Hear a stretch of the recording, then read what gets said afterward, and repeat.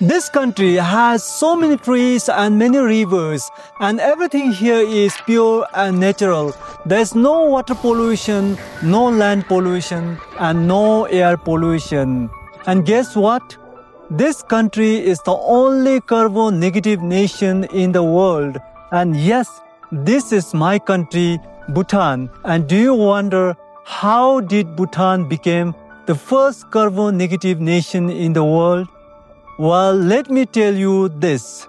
The Constitution of Kingdom of Bhutan requires minimum of 60% of land to be under forest cover forever. And today, we have gone even further.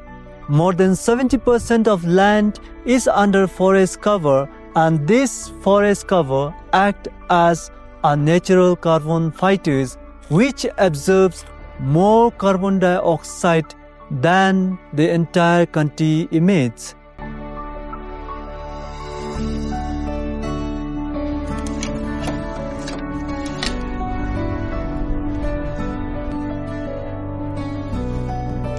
Bhutan's carbon negative status is further supported by the country's commitment towards renewable energy. More than 3,000 megawatts of hydropower is generated every year, and it is not only used in the country, but significant portion of hydroelectricity is exported to our neighboring countries like India and Bangladesh to help them reduce their dependency on fossil fuel, thereby offsetting their carbon emission. And hydropower is one of the only economic sectors that Bhutan largely depends on. But what truly sets Bhutan apart is our guiding principle, gross national happiness.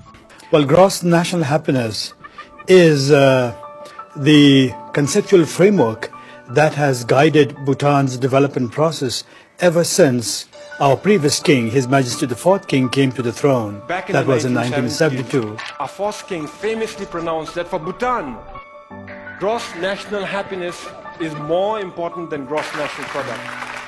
Ever since, all development in Bhutan is driven by GNH, a pioneering vision that aims to improve the happiness and well-being of our people. At the COP15 in Copenhagen, Bhutan was the only country that pledged to become or to remain forever carbon neutral.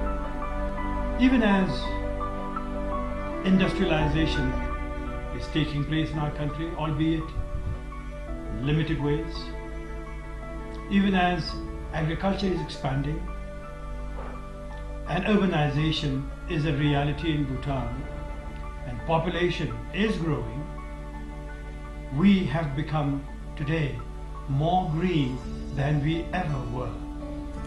When we embarked on the process of development and modernization in 1961, Bhutan had a forest coverage of little less than 60%. Today, we are a little over 80%. That's the green cover. Therefore, we don't measure success with just GDP. We look at well-being of our people, culture and health of our environment. And every development project must pass through environmental filters because nature always comes first. It is also because of high value and low volume tourism policy, the environmental conservation efforts is further strengthened.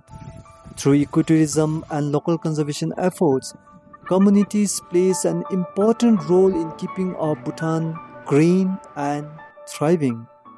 And today, Bhutan emits around 2 to 3 million tons of carbon every year, but our forest absorbs more than 6 million tons of carbon, and that's how Bhutan became not just carbon neutral, but proudly carbon negative.